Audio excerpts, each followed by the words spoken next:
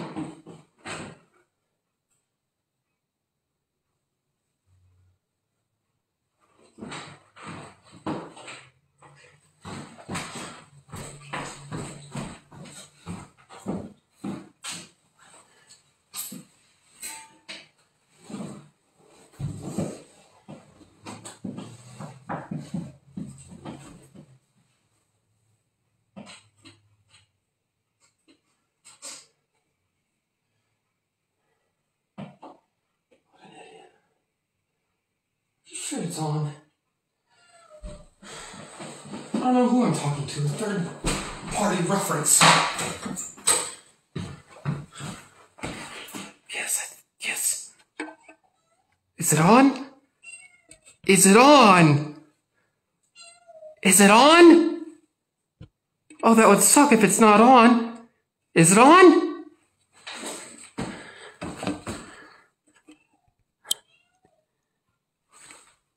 Is it on?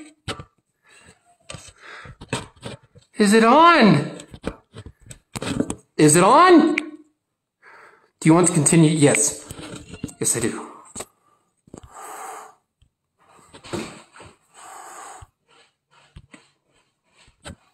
I want to flip the camera around. I want to flip the screen. How did I know? I apparently just press the screen a lot and without discretion. Okay.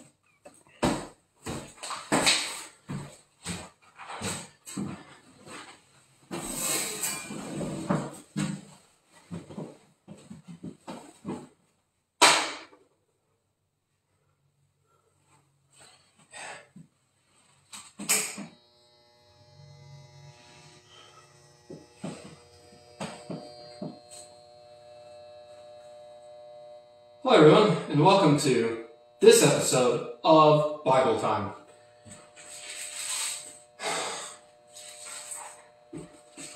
Today we're in Job.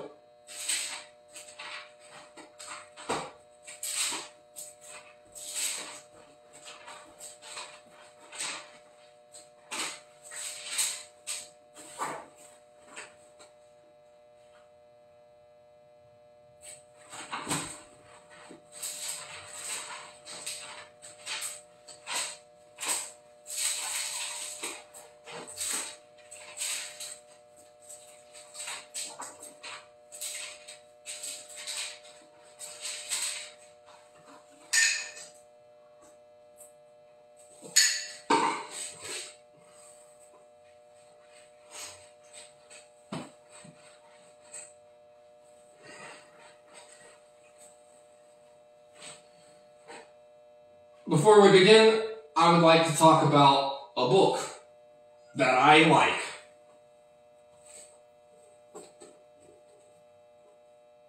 Look, it's a little boy walking into the dark unknowns.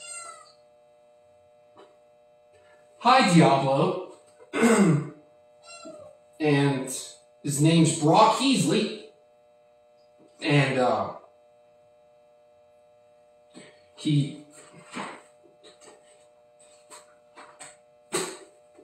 it's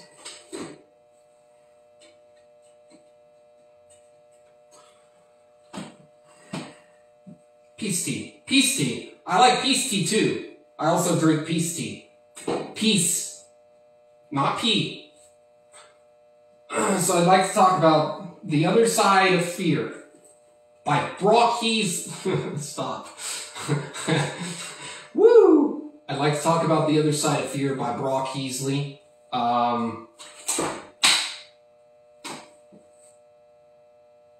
So the fundamentals, sort of science and physics and psychology is the idea that an immediate direct outcome is not as important as the process, the mode of thinking that a person inhabits and is. There's not, I don't know the percentage, but most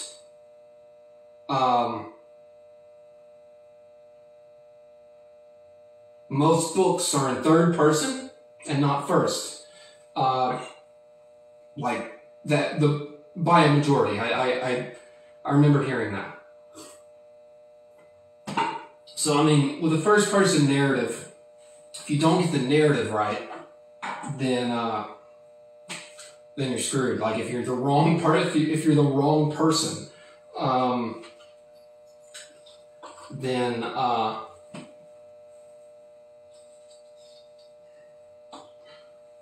then the process is not valuable. But you should be holding the book like a showgirl, That's how you do that, like this. Okay. It's difficult. And maybe you shouldn't hold it like this. Maybe that's pretty ridiculous, holding it. What do you do with it then? Do I do like this? I don't know. Anyways, it's a good book. I like it.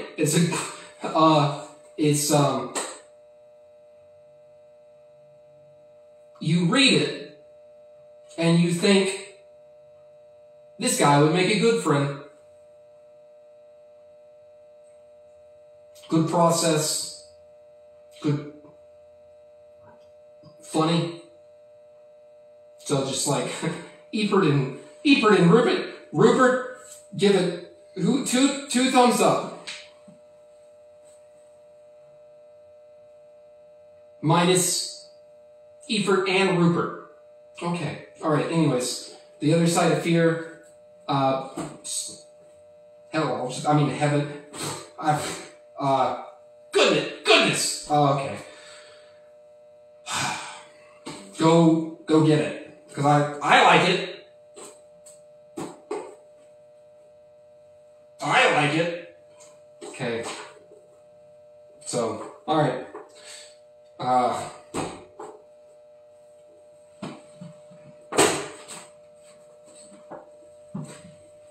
The chosen see Jesus through the eyes of those he touched. Touched. From those he touched. There's a lot of ways to say things. So, alright. That's all I'm going to say about that. Okay. What does it mean to be chosen?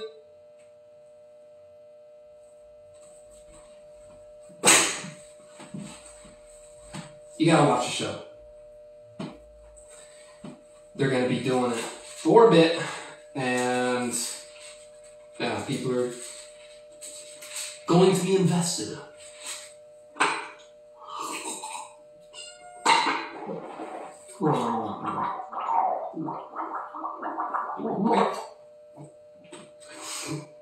Okay. So we're going to talk about Job. Job is really upset. And basically, Job wants to take God to court and charge him as guilty.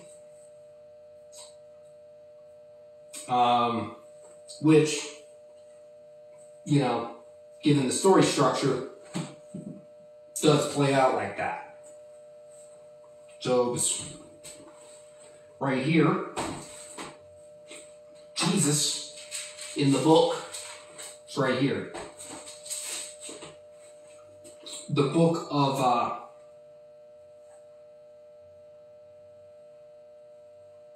the highest journalist. What's the word? The highest journalist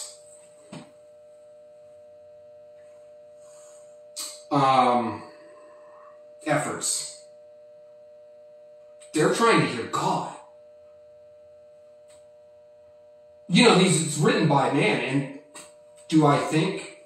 Yeah, this is, yeah, it is. This is like Eminem, like rapping against like the church. And he's just like, nah, I'm done. I'm out. I don't like this anymore. And his friends are like, now, Job, you can't say that. And this is that story.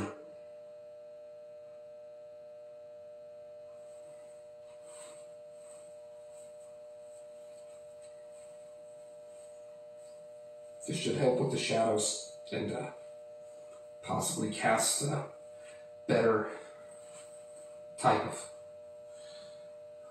lighting and shadowing contrast. So this, okay.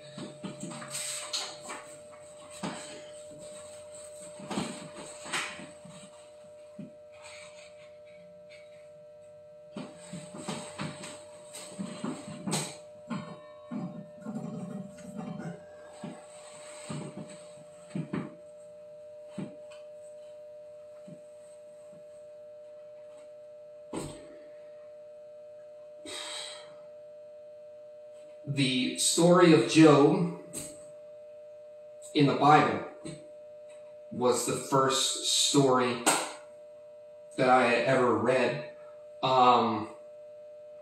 as a kid. And it's the story of Job is the first story that I ever read as a kid. And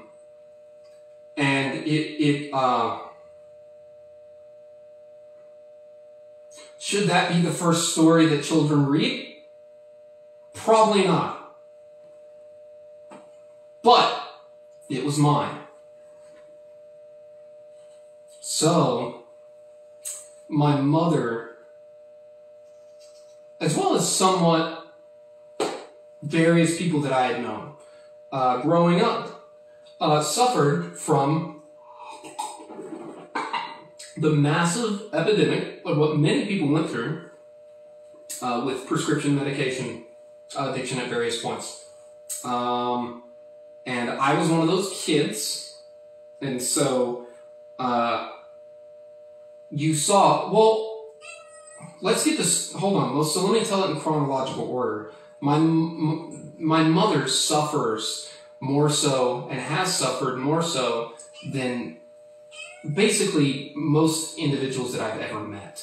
And so the result of someone with that in that place is oftentimes, especially in the 1990s, and that was really it peaked somewhere within the two. So I mean, hopefully we're on the decline now, partially because of the ability to regulate pain usage with the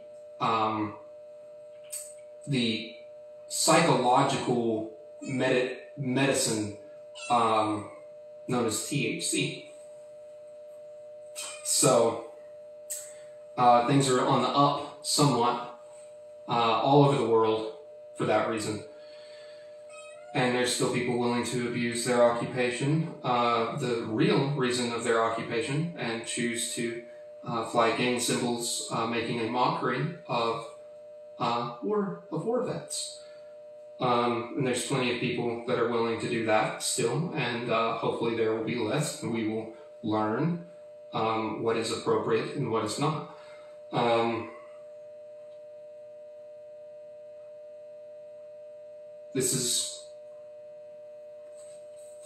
This is my aunt's jacket. My aunt was on unemployment, but I think God will forgive her. She was on unemployment in Texas, but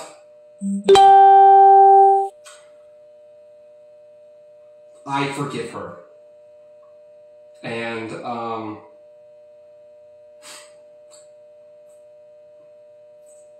anyways, it's her jacket, and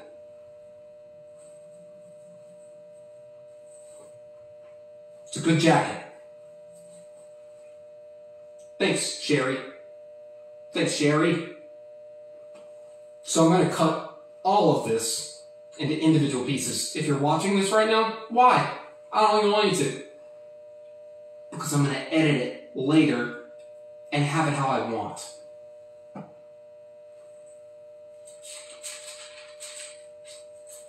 Do I apply that to every nook and cranny of my life? Probably not. That would be unhealthy.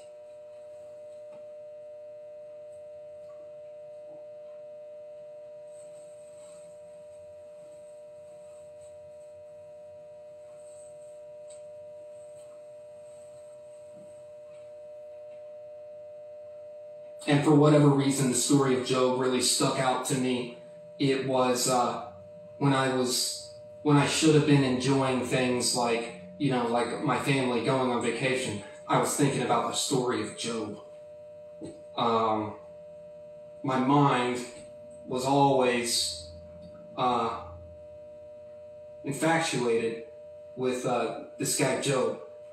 So I remember as a kid constantly always thinking about this dude. He was the first guy in the Bible that I read about, and I guess I thought that it had to be because it was the right thing to do because it was near the beginning. But yeah, he's Job. Job is really upset at God.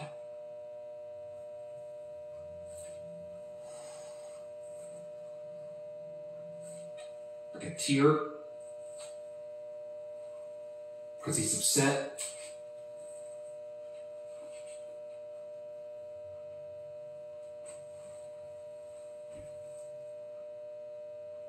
Anyways, so I imagine I related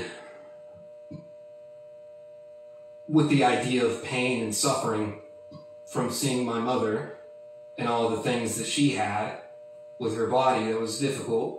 Like, a lot of broken bones, a lot of stuff. And so, shingles, she had shingles even. And I'm saying, of course she had shingles because she had a lot of other stuff too. I'm saying like, you couldn't miss shingles. That's what I'm saying. She had shingles plus everything else. So she had it very rough. And so I guess because Job was, experiencing a lot of suffering.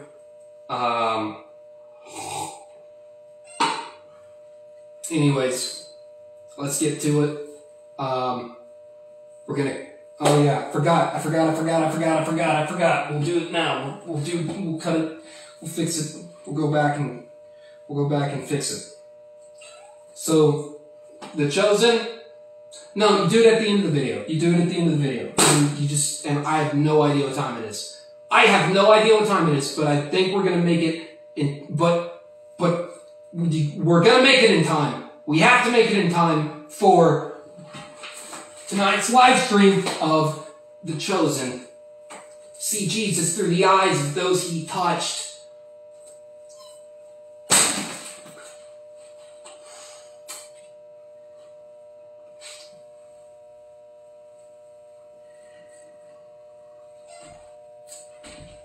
Prologue.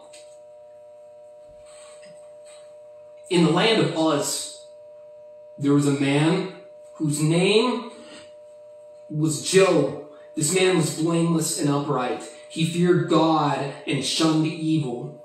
He had 7 sons and 3 daughters, and he owned 7,000 sheep, 3,000 camels, 500 yoke of oxen, 500 donkeys, and had a large number of servants.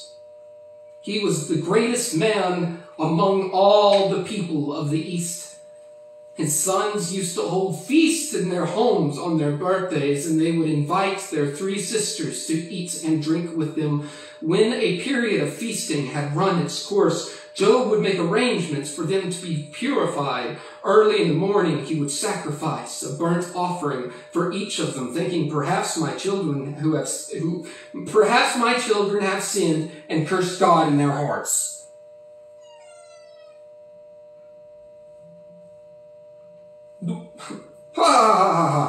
Could I add a laugh track? Should you add a laugh track?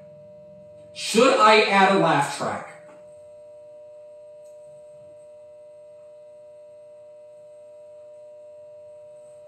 Okay, sure. This was Job's regular custom. One day, the angels came to present themselves before the Lord, and Satan also came with them. The Lord said to Satan, "Where have you come from?" And Satan answered the Lord, "From roaming throughout the earth, going back and forth on it." Wow, that was bad. From roaming throughout the earth. From roaming upon, see, I don't know where to put my, should I be reading it? Or should I look up? According to prose that I used to do, I should be looking up. But I mean, that really is pretty awkward. That's an awkward way to do that. If you were listening to somebody in a Bible study, would they be like, look at you, whatever, they're reading the lines? Probably not. So, yeah.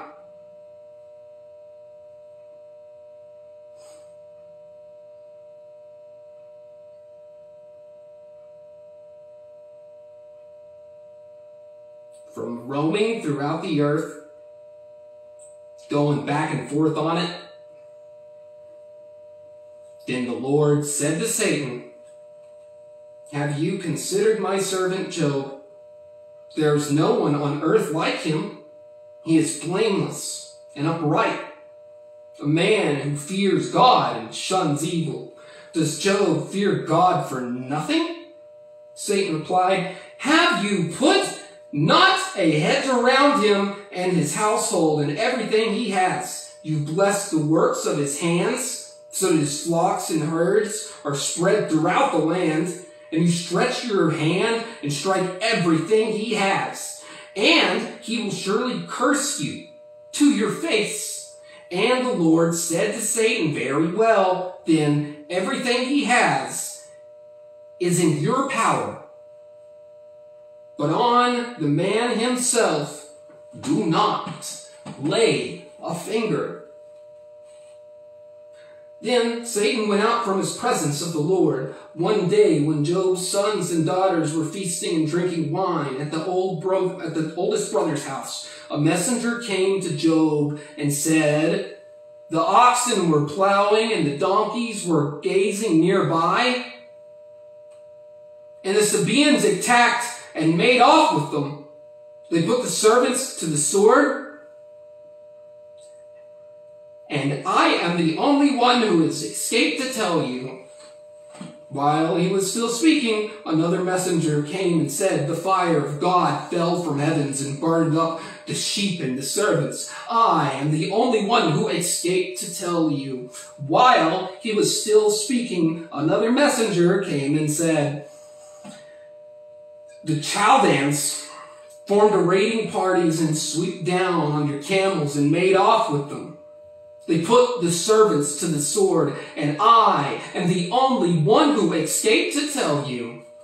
While he was still speaking, yet another messenger came and said, "Your sons and daughters were feasting and drinking wine at the oldest brother's house, when suddenly a mighty wind swept through in the direction and struck the four corners of the house. It collapsed on them, and they are dead. And I am the only one who escaped to tell you." At this, Job got up, tore his robe, and shaved his head. Then he fell to the ground in worship and said, "Naked I come from my mother's womb, and naked I will depart.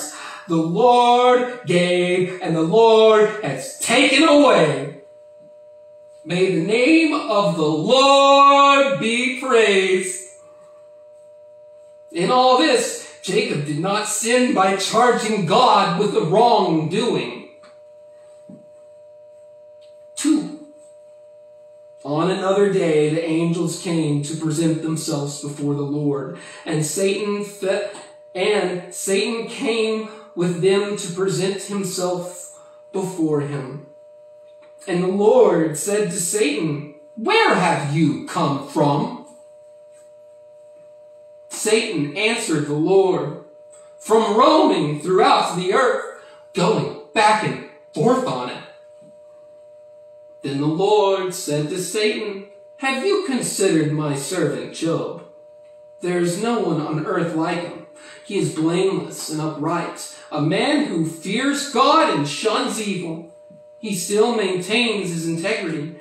Throughout you incited me against him, to ruin him, without any reason." Skin for skin, Satan replied. "A man will give you all he has for his own life. But now, stretch out your hand and strike his flesh and bones, and he will surely curse you to your face." The Lord said to Satan, "Very well then, he is in your hands. But you must spare his life."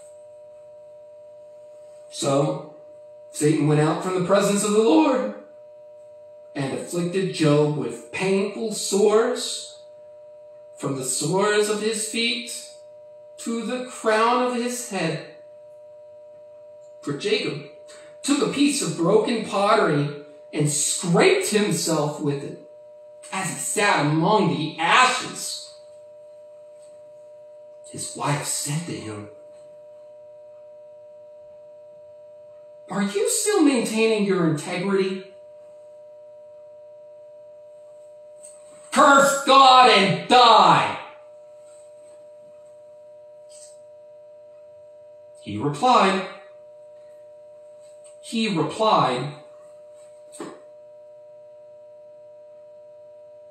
"You are talking like a foolish woman. Shall we accept good from God and not trouble?" At all this, Job did not sin in what he said. "Oh, hi, Satan." When Job's 3 friends, Elisaph and Temanite and Baldad, the Shahit and Zophar and Namathite heard all about the troubles that come upon him, and they set out from their homes to meet together by agreement and go and sympathize with him and comfort him. When they saw him from a distance, they could hardly recognize him. They began to weep aloud, and they tore their robes, and they sprinkled dust on their heads. Then they sat on the ground with him for 7 days and 7 nights. No one said a word to him, because they saw how great his suffering was. Those sound like fantastic friends.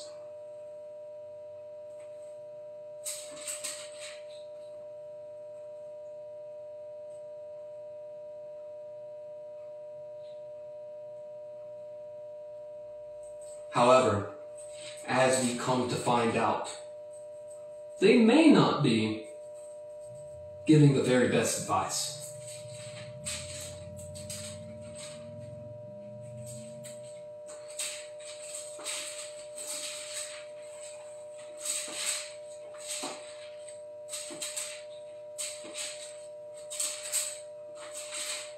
Dang, news a lot.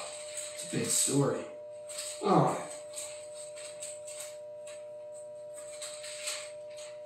We're gonna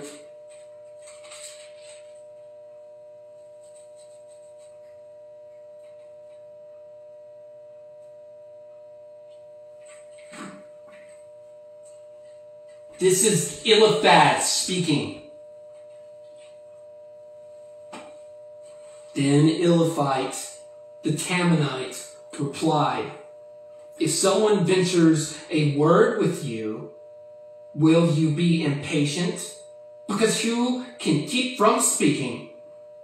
Think how you have instructed many, how you have straightened feeble hands. Your words have supported those who stumble. You have strengthened flattering knees. But now trouble comes and you're discouraged. It strikes you and you're dismayed. Should not your piety be your confidence and your blameless ways your hope? Consider now how being innocent has ever perished, where were the upright ever destroyed? As I have observed, those who plow evil and those who sow trouble reap it. At the breath of God, they perish. At the blast of his anger, they are no more. The lions may roar and growl, yet the teeth of the greatest lions are broken. The lion perishes for a lack of prey, and the cubs and the lions are scattered. A word was secretly brought to me. In my ears caught whisper of it. Among distinguishing dreams in the night, when deep sleep fell on the people, fear and trembling seized me and made all my bones shake. A spirit glided past my face, and the hair on my body stood on end. It stopped, but I could not tell what it was.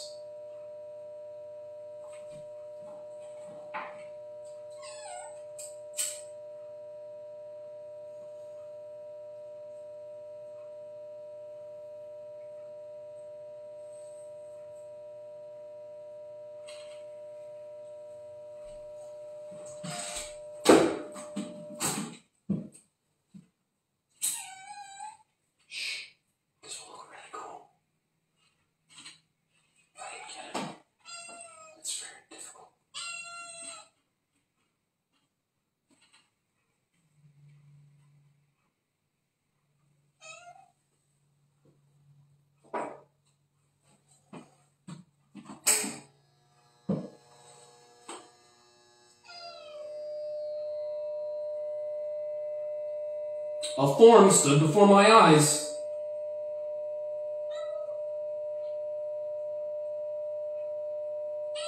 And I heard a hushed voice.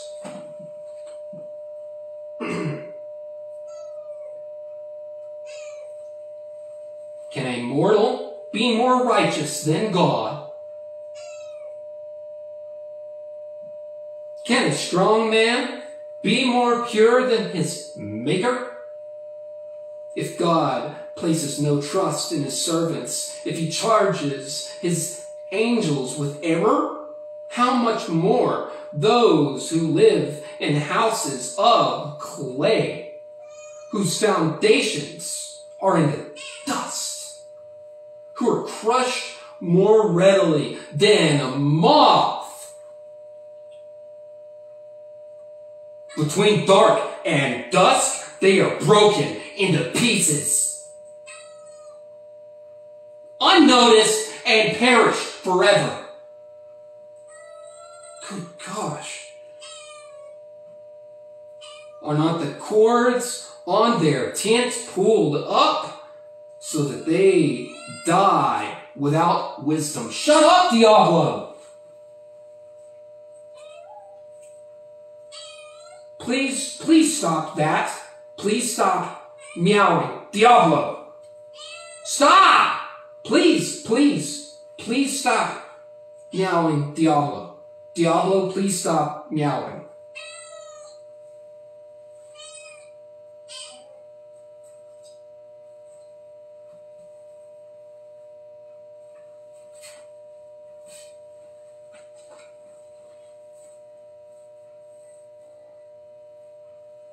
Call it if you will, but who will answer you? To which of the holy ones will you turn? Resentment kills a fool, and envy slays the simple. I myself have seen a fool taken root. His children are far from safety, crushed in court without a defender. A hungry custom, his harvest, taken even from amongst the thorns, and the thirsty plant after his wealth, for hardship does not spring from the soil, nor does trouble sprout from the ground. Yet man is born to trouble, as surely sparks fly upward. But if I were you, I would appeal to God. I would lay my case before him. He performs wonders that cannot be fathomed, miracles that cannot be counted. He provides rain on the earth. He sends water to the countryside. The lowly he sets on high, and those who mourn are lifted to safety. He thwarts the plans of the crafty so that their hands achieve no success. He catches the wise in their craftiness, and the schemes of the wily are swept away. Darkness comes upon them in the daytime. At noon they grope in the night. He saves the needy and the sword in their mouth. He saves the clutches of the powerful, so the poor have hope, and justice shuts its mouth. Blessed is the one whom God corrects. So, do not despise the discipline of the Almighty. For his wounds, for his wounds, for his wounds, for his wound, for he wound,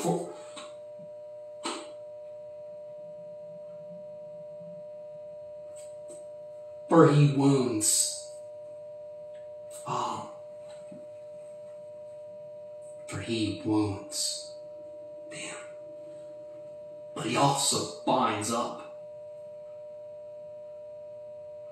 He injures. Gosh. But his hands also heal. From 6 calamities he will rescue you. In 7, no harm will touch you. In famine, he will deliver you from death, and in battle, from the stroke of the sword. You will be protected by the lash of the tongue. You need not fear when destruction comes. You will laugh at destruction and famine, and need not fear the wild animals. For you will have a covenant with the stones of the field. The wild animals will be at peace with you. You will know that your tent is secure. You will take stock of your property. You will find nothing missing. And you will know that your children will be many.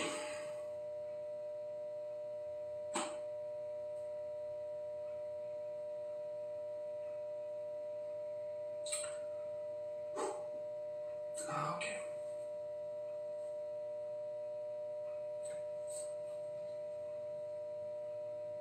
And your decadence like the grass of the earth. You will come to the grave with full vigor, like sheaves gathered in the season. We have examined this, and it is true. So hear it and apply it to yourself. To yourself.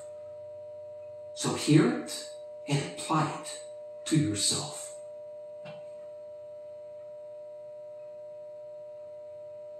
We have examined this, and it is true. So hear it and apply it to yourself.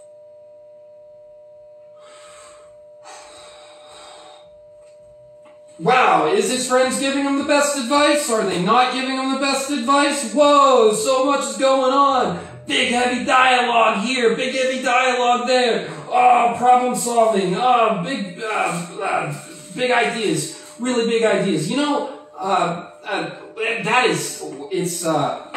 clearly Job is pretty upset at God. Clearly Job is pretty upset at God. I don't know who did that. I'll just say it then. Clearly, Job is very upset at God. So, and his friends are like, hey, Job, stop being so negative. You're bringing us down. We already spent 7 days here with you. Like, we already... Job, we're done been here. 7 days. Come on, get your, what are you doing? Like, this is, we gotta go do other things, and you're just super sad, and we really, like, come on, let's, like, we did our thing, let's go, go, come on, like, like, it's too much, Joe, too much. But was it, though? Okay.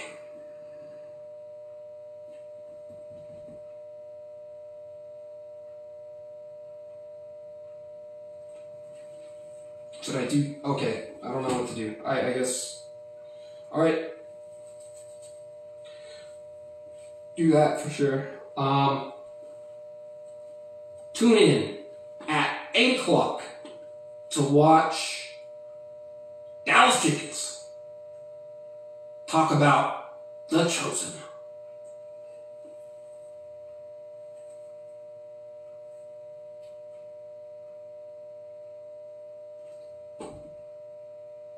An interview with Yoshi, who looks kind of like Jesus, but isn't. Okay, alright. 8 o'clock.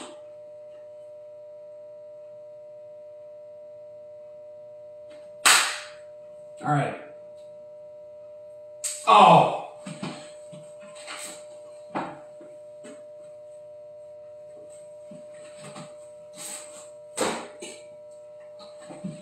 Jesus.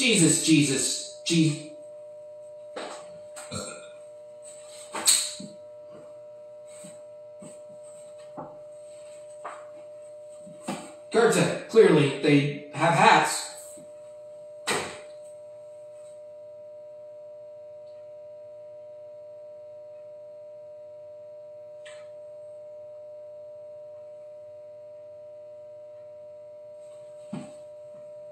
Did I move the book the whole time?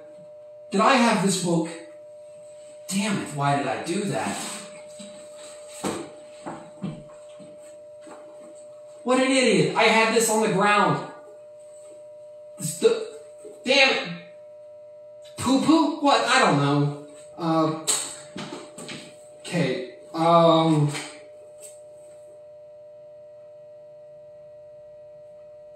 Let's try this. Wait. Damn it! But then, I either didn't. I think that's the right way to do it. I don't know. Fiddlesticks! There we go.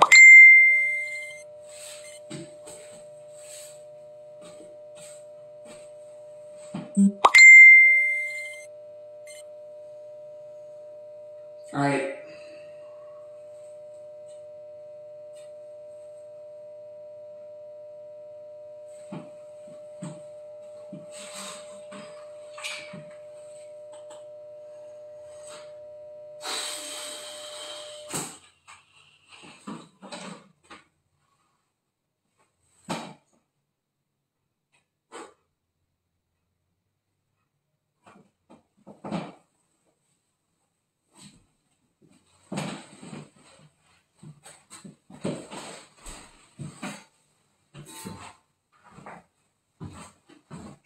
Hey Diablo, what if it wasn't on the whole time? Could you imagine?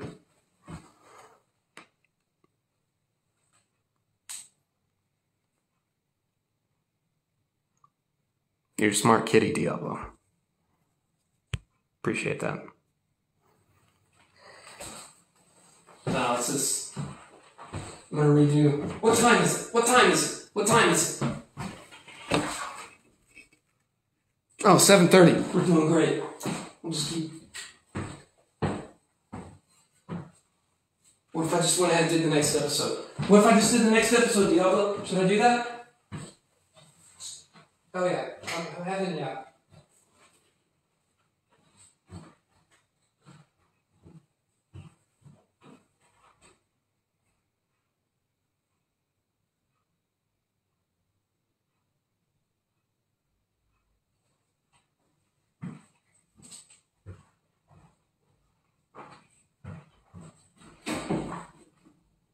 Oh, I'm so sorry. Why did you leave? You should come back. No, it's very good. Come on, that was a great idea.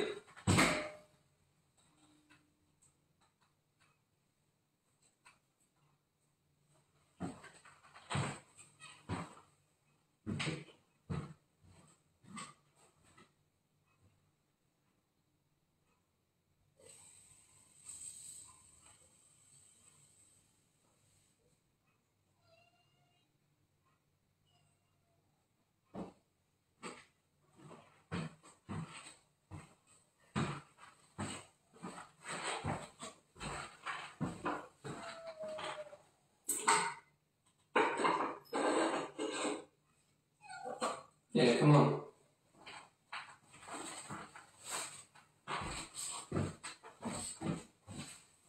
Yeah, that was great. Yeah, stick around right there. That's not good for every scene.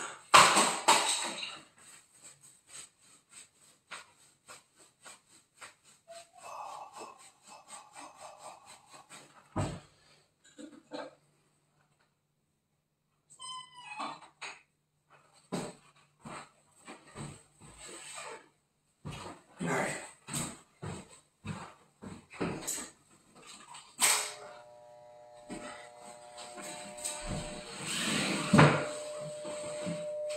Today we're in John 5:6. Then Job replied, "If only my anguish could be weighed and all my misery be placed on scales, it would surely outweigh the sands of the sea. No wonder my words have been impetuous. The arrows of the Almighty One are in me. My spirits drink in their poison. God's terrors are marshaled against me. Does a wild donkey bray when it has grass, or an oxen below when it has fodder? It is tasteless food eaten without salt. Or is there flavor in the sap of a mallow? I refuse to touch it. Such food makes me ill. Oh, that I might have my request, that God would grant what I hope for, that God would be willing to crush me, to let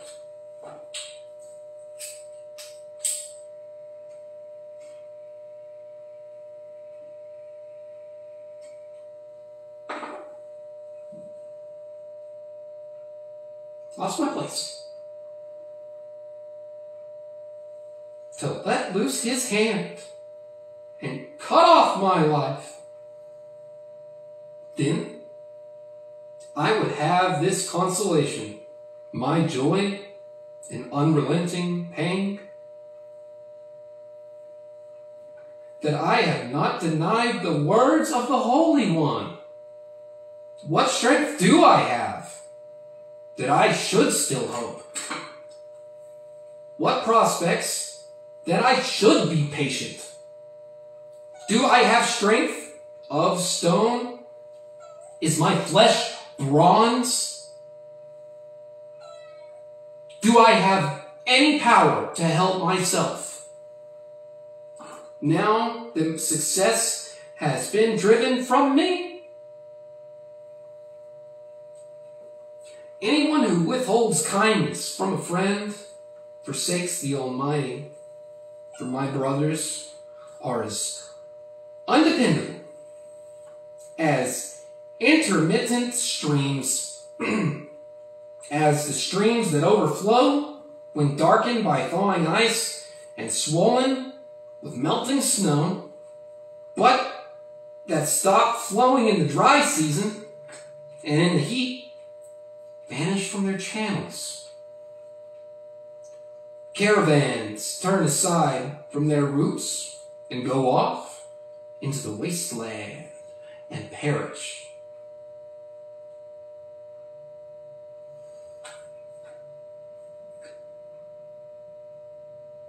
The caravans of Tema look for water. The traveling merchants of the Seba look and hope. They are distressed because they have been confident. They arrived there only to be disappointed. Only to be disappointed. Only to be disappointed. Now, you too have proved to be of no help. You see something dreadful and are afraid. Have I ever said, give something on my behalf? Pay a ransom for me from your wealth. Deliver me from the hand of my enemy. Rescue me from the clutches of the ruthless. Teach me, and I will be quiet. Show me where I have been wrong. How painful are honest words. But what do your arguments prove? Do you mean to correct what I say? Or treat my desperate words as wind? You would even cast lots for the fatherless and barter away your friend. But now, be so kind as to look at me. Would I lie to your face? Relent. Do not be unjust. Reconsider. For my integrity is at stake. Is there any wickedness on my limbs? Can my mouth not discern malice? 7. Do not mortals have hard service on earth, and not their day like those of hired laborers, like a slave lodging for the evening shadows, or a hired laborer waiting to be paid. So I have been allotted months of futility, and nights of misery have been assigned to me. When I lie down, I think how long before I get up. The night drags on, and I toss and turn until dawn. My body is clothed with worms and scabs. My skin is broken and festering. My days are swifter than a weaver's shuttle, and they come to an end without hope. Remember, O God, that my life is but a breath. My eyes will never see happiness again. The eye that now sees me will see no longer. You will look for me.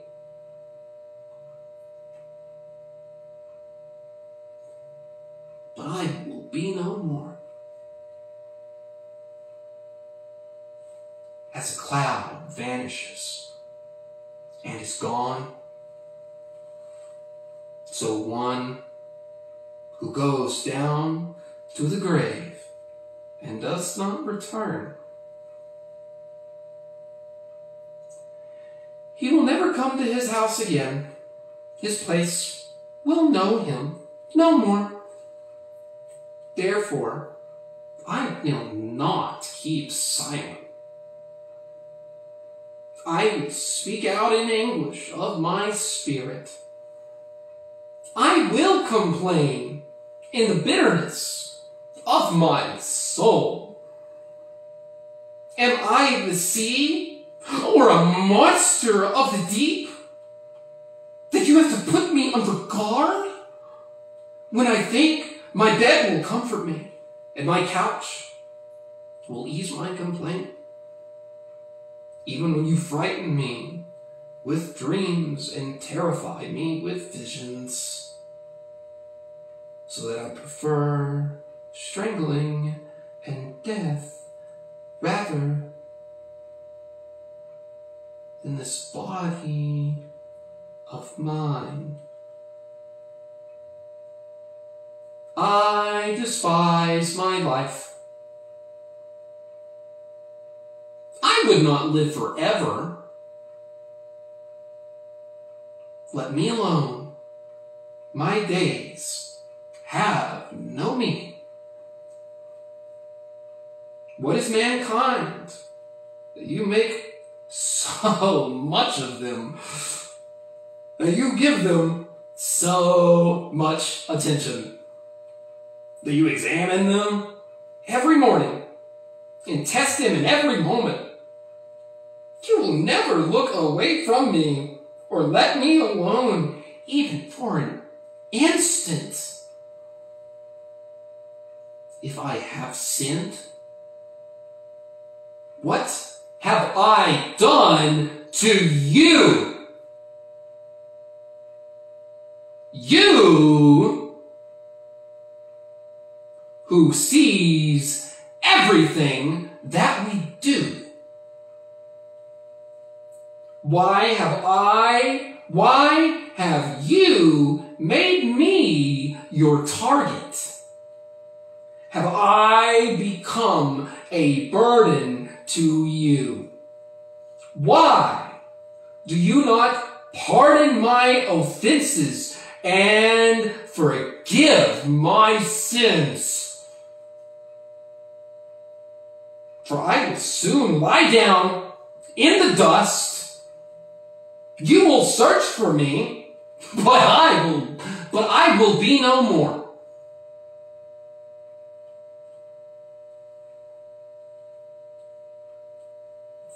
Bildad. Then Bildad, the Shihat,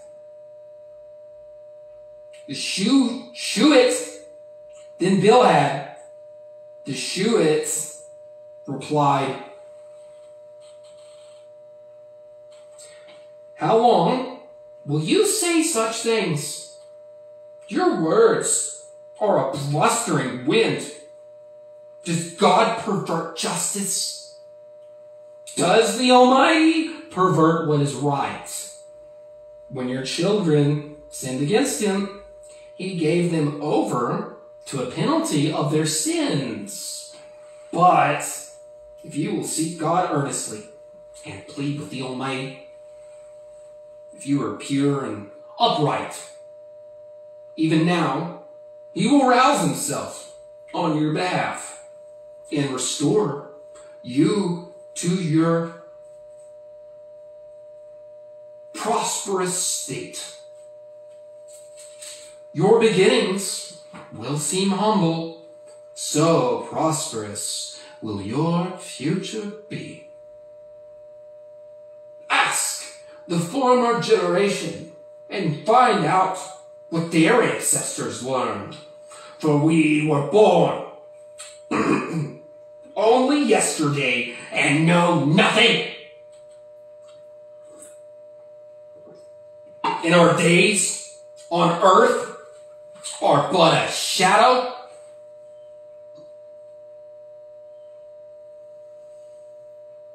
Will you not insist?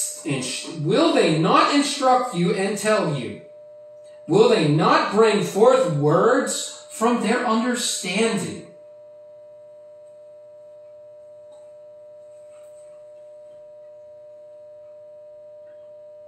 Can papyrus grow tall where there is no marsh? Can reeds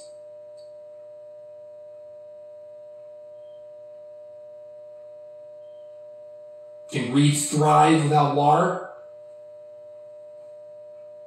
while still growing and uncut? They wither more quickly than grass. Such is the destiny of all who forget God. So perishes their hope.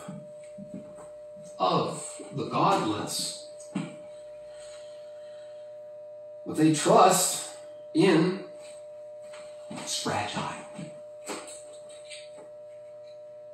What they rely on is a spider's web. Before Spider-Man. Before Spider-Man, this was written.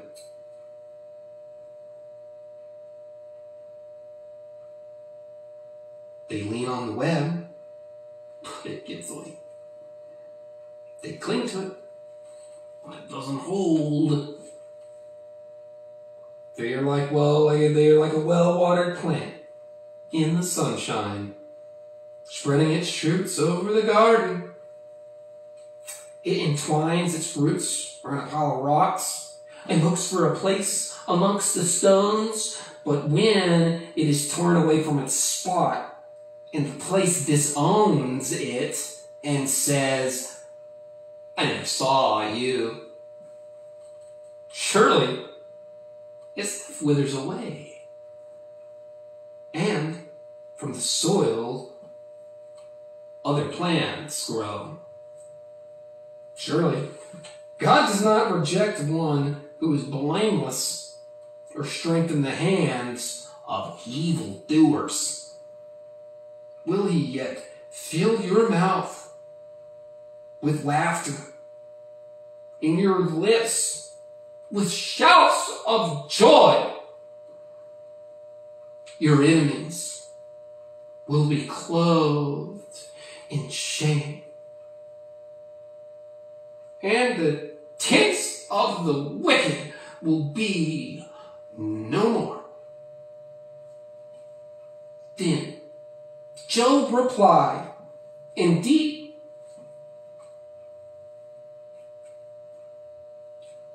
Job.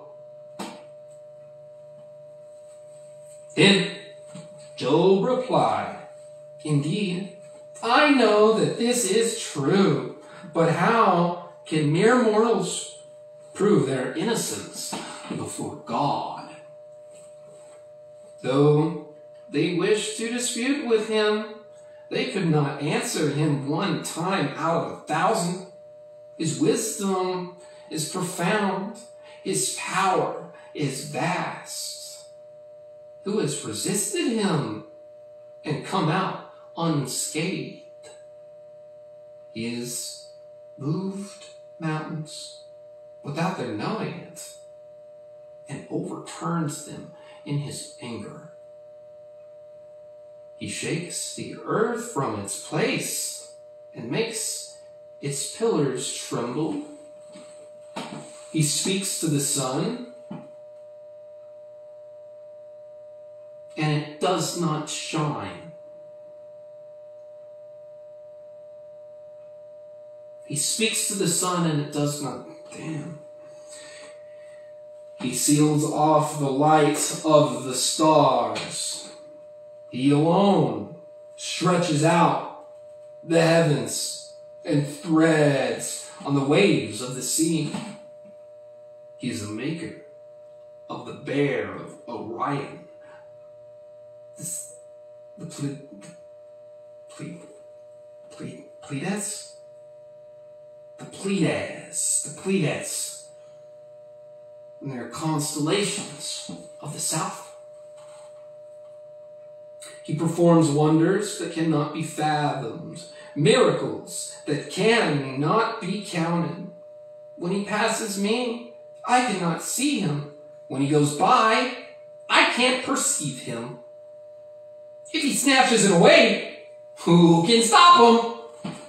What can say to him, what are you doing? God does not restrain his anger. Even the cohorts of Rahab cowered at his feet. Then how can I dispute with him? How can I find words to argue with him? Though I were innocent, I could not answer him. I could only plead with my judge for mercy. Even if I summoned him and he responded, I do not believe he would give me a hearing. He would crush me with a storm and multiply my wounds for no reason. He would not let me catch my breath, but would overwhelm me with misery.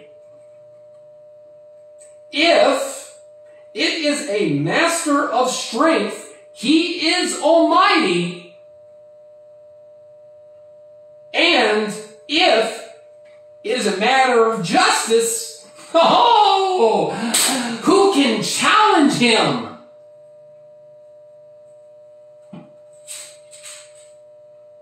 Even if I were innocent, my mouth would not condemn me. If I were blameless, it would pronounce me as guilty. Although I am blameless, I have no concern for my life. I despise my own life. It is all the same. That is why I say, he destroys both the blameless and the wicked.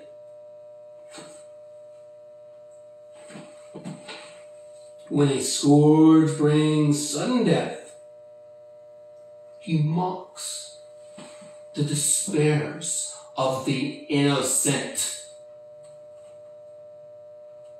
when a land falls into the hands of the wicked, he blindfolds its judges. He blindfolds his judges.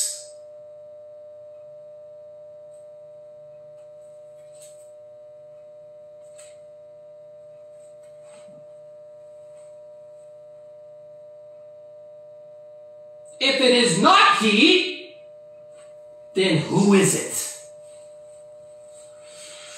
My days are swifter than a runner.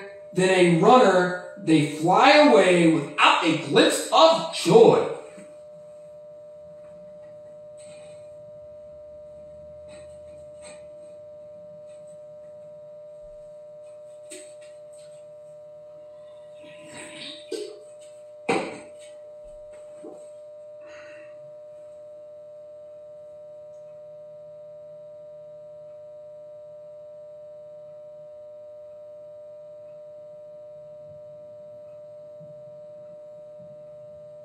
They skim past like boats of papyrus, like eagles, swooping down on their prey. If I say, I will forget my complaint, and I will change my expression and smile, I still dread all my sufferings, and I know you will not hold me innocent. Since I am already found guilty, why should I struggle in vain? Even if I wash myself with soap and my hands with the cleansing power, you would plunge me into the slime pits, so that even my clothes would detest me.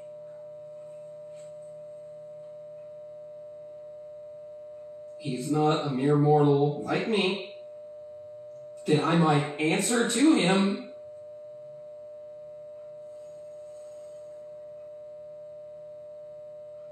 That we might confront each other in court. If only there were someone to mediate between us. Someone to bring us together. Someone to remove God's rod from me, so that his terror would frighten me no more. Then I would speak up without fear of him. But as it now stands with me,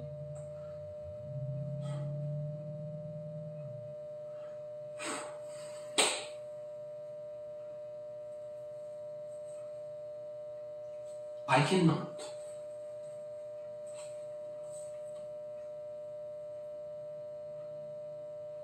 Okay.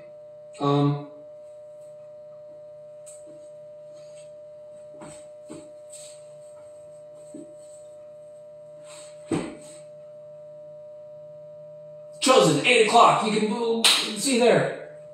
I'm talking to Yoshi, the guy that looks like Jesus, but isn't Jesus.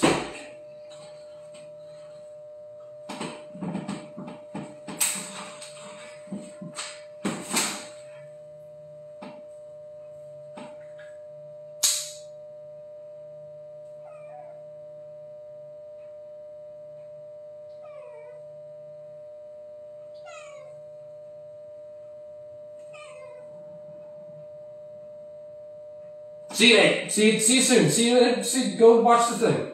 You should. It's such a large audience space. Okay, all right. See you there. Go watch it. Everybody that's watching this. Wow. Go watch it.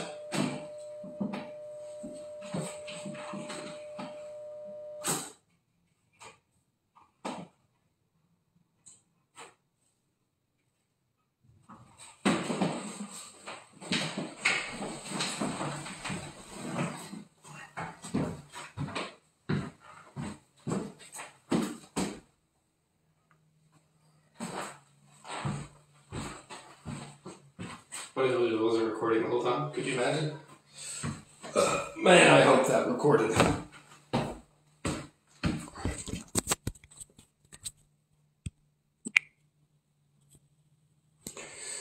Do you want to continue broadcasting? Finish or continue?